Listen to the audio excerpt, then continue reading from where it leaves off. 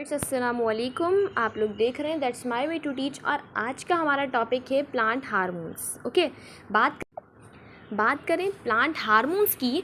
यहाँ आप देख सकते हो plant hormones, phyto hormones are chemicals produced by plants that regulate their growth, development, reproductive process, longevity and even death. The phyto hormones are also called growth regulators.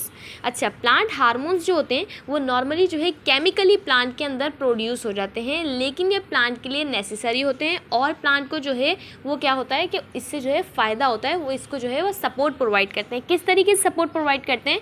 पहली चीज़, plant hormone जो है किस चीज़ में हेल्प करते हैं? Plant की development में help करते हैं, ग्रोथ में हेल्प करते हैं, रिप्रोडक्टिव प्रोसेस में हेल्प करते हैं, लॉन्गिविटी में हेल्प करते हैं, यहाँ तक कि प्लांट के मरने तक के प्लांट के अंदर मौजूद रहते हैं और प्लांट के फॉल ऑफ होने की वजह भी यही फाइटो हार्मोन्स ही होते हैं।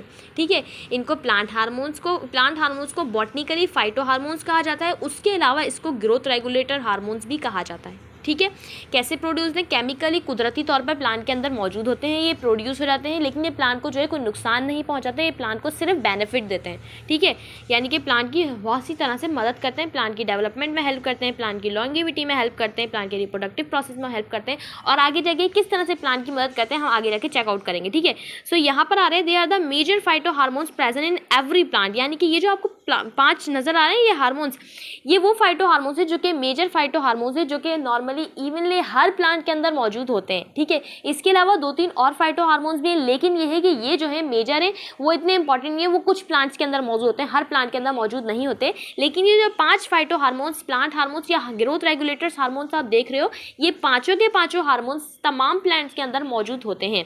अब सबसे पहले आपको पांचों के नाम बता देती हूँ। फर्स्ट है ऑक्सिन, सेकंड है जिबरलिन, थर्ड है एब्सिक्स एसिड, फोर्थ है एथिलीन एंड देन फिफ्थ है साइटोकाइनेस। ठीक है, सबसे पहले हम आते हैं ऑक्सिन पे। ऑक्सिन की बात करें, it is discovered by Fritz Wents in 1926।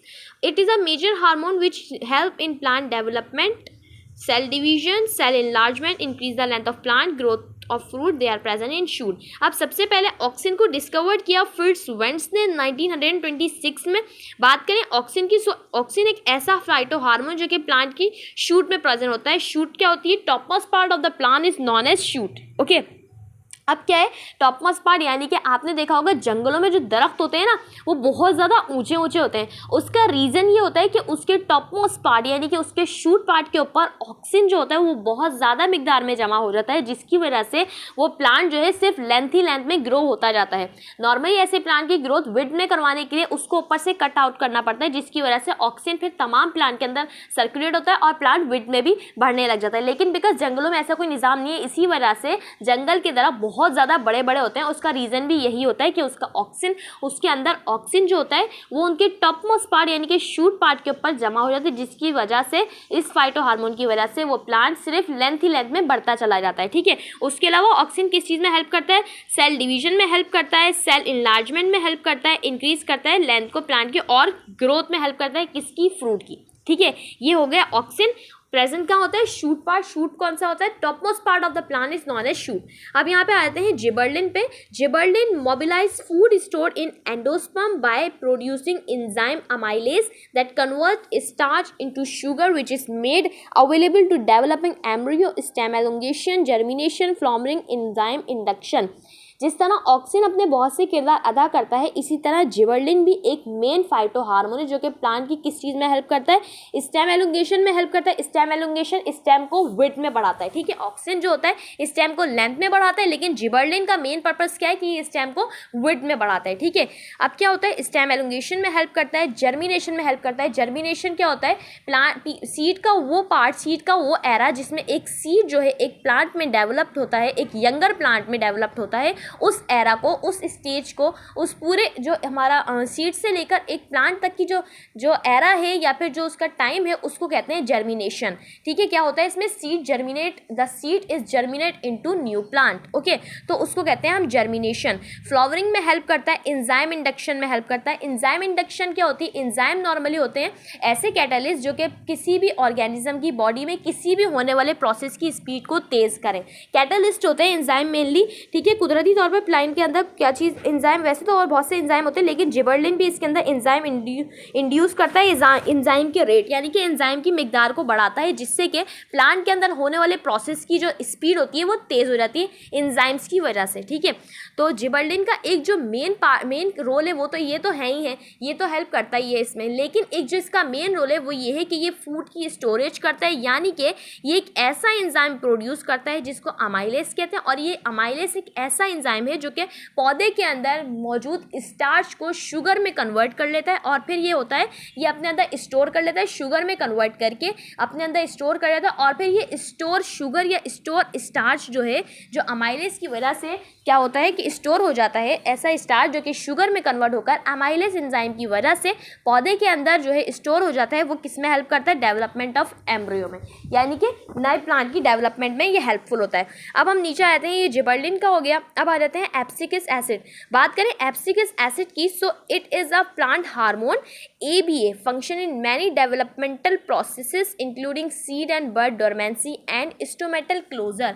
एब्सिकस acid भी एक मेन फाइटो हार्मोन है, एक ऐसा फाइटो हार्मोन है जो कि प्लांट की बहुत चीज़ों में इसके दो मेन पर्पस हैं, जिसकी वजह से जो है ये बहुत ज़्यादा मेन फाइटो हार्मोन है किसके लिए, प्लांट के लिए। ठीक है, इसके जो दो मेन पर्पस हैं, पहले तो आपको आती हूँ, इसको ABA से भी जो है वो कंसीडर किया जाता है, ABA से भी रिप्रेजेंट किया जाता है। ABA क्या मतलब होगा, एब्सिकस एसिड। ठीक है, इसकी फंक्शन क्या है, बहुत से डेवलपमेंटल फंक्शन में भी ये हेल्प करता है, उसके अलावा including seed and bird dormancy.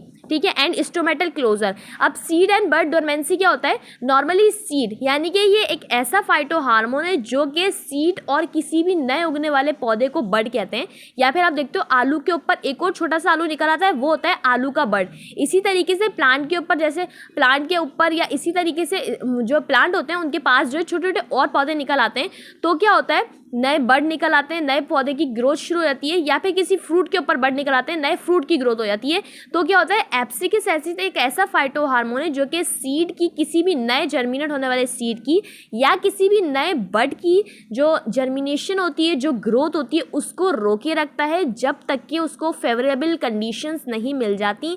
Favourable conditions क्या होती हैं, पानी की कमी ना हो उसके पास, फोटोसिंथेसिस के प्रोसेस के लिए उसके पास सारे मैकेनिज्म्स मौजूद हों, तो उसको कहते हैं, क्या कहते हैं उसको, फेवरेबल कंडीशंस। समझ आई, मतलब कहने का ये है, ये एक ऐसा एब्सिकस एसिड एक ऐसा फाइटो हार्मोन है जो कि प्लांट में, किसी भी प्लांट को, ज़्यादा जैसे एक पौधा है, ठीक है, उनके पास फेवरेबल कंडीशन अभी नहीं है, तो ये क्या करता है, ये रोकता है नए जर्मिनेशन होने वाली नई बर्ड की या किसी भी नए सीड की जर्मिनेशन को, क्योंकि अगर नए सीड की या नए बर्ड की जर्मिनेशन होगी तो प्लांट को जो चीज़ें मिल रही हैं वो सारी कौन ले लेगा, नए जर्मिनेट होने वाले बर्ड और नए जर्मिनेट होने वाले सीड्स। तो इस तरह से प्लांट में लूज ऑफ वाटर हो जाएगा, प्लांट जो है, प्लांट के लिए कंडीशन अनफेवरेबल हो जाएगी, यानी कि उसके पास हर चीज़ की कमी हो जाएगी, इसी वजह से प्लांट जो है वो तबाह हो जाएगा। तो एब्सिकस एसिड एक ऐसा फाइटो हार्मोन जो कि रोकता है किसी भी नए सीड की या नए बर्ड की जर्मिनेशन, ग्रोथ को रोकता है जब तक कि उसको फेवरेबल कंडीशन नहीं मिल जाती, यानी कि वो सबको बैलेंस मिकदार में, जब तक कि वो फूड या चीज़ें प्रोवाइड नहीं कर देता, जब तक उसको बहुत सारी मिकदार में पानी नहीं मिल जाता या बहुत ज़्यादा मिकदार में मैकेनिज्म्स नहीं मिल जाते जो प्लांट के लिए इंपॉर्टेंट है, तब तक ये उनकी ग्रोथ को रोकता है। सेकंड, इसका पर्पस, जो मेन पर्पस है वो ये है कि ये एक स्टोमेटल क्लोजर है। स्टोमेटल क्लोजर क्या होता है, स्टोमेटल जो है वर्ड स्टोमेटा से अराइज हुआ है। स्टोमेटा क्या होते हैं, मेनली प्लांट की एपिडर्मल लेयर पे, एपिडर्मस जो होती है उसकी आउटर लेयर जो होती है प्लांट की, उसके ऊपर जो है प्लांट की क्या, पत्तों की, ठीक है, उसके ऊपर क्या होता है, स्पोर्स होते हैं, सुराख होते हैं, उसको कहते हैं स्टोमेटा। उसकी मैंने एक वीडियो बनाई थी एक्सक्रीशन इन प्लांट पे, डिटेल वीडियो है, आप वो जाके चेकआउट कर सकते हो, आपको पूरी एक्सक्रीशन समझ आ जाएगी, और वहाँ पे आप स्टोमेटा भी आपको समझ आ जाएगा कि स्टोमेटा क्या करता है। मैं आपको शॉर्ट में बता रही हूँ कि स्टोमेटा जो है नॉर्मली पौधे के ऊपर, पौधे के पत्तों के ऊपर स्पोर्स होते हैं, सुराख होते हैं, जो कि प्लांट की एक्सक्रीशन में हेल्प करते हैं। ठीक है, तो ये उनको क्लोज करता है जब प्लांट में लूज ऑफ वाटर हो जाता है, पानी की कमी हो जाती है, तो ये उस एक्सक्रीशन वाले प्रोसेस को स्टॉप कर देता है। कौन, एब्सिकस एसिड। अब नीचे आ जाते हैं हम एथिलीन पे। So ethylene, the most important role of ethene is that, ethene gas है ये, ठीक है, is that it help in ripening of food, it allows enzyme responsible by destroying chloroplast with the result that yellow and red colours are and unmasked and fruit is seems to be ripe. Ethylene भी बहुत से developmental process में help करता है plant की, लेकिन इसका जो मेन पर्पज़ है ना वो ये है कि एथिलीन एक ऐसी गैस है जो कि प्लांट को राइप करवाती है,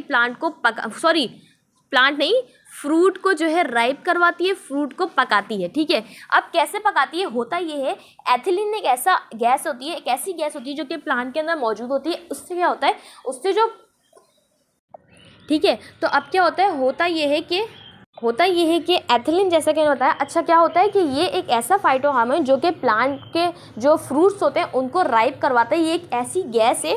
ठीक है, अब होता ये है कि ये जो है जाके क्या करता है, क्लोरोप्लास्ट जो होते हैं ना प्लांट के अंदर, जिसकी वजह से प्लांट के जो फ्रूट होते हैं जो फर्स्ट स्टेज में होते हैं, जब ग्रीन हो रहे होते हैं, तो होता ये उनके अंदर क्लोरोप्लास्ट मौजूद होता है। तो ये एंजाइम क्या करता है, ये एक ऐसी गैस है जो कि इस क्लोरोप्लास्ट के जो है क्लोरोप्लास्ट को ब्रेक डाउन कर देती है, जिसकी वजह से जो फ्रूट होता है उसके अंदर क्लोरोप्लास्ट ब्रेक डाउन होकर कौन से कलर्स में तब्दील हो जाता है, येलो या फिर रेड में, और हमें नज़र आता है कि फ्रूट जो है वो राइप हो चुका है, पक चुका है। ठीक है, तो ये हो गया एथिलीन का।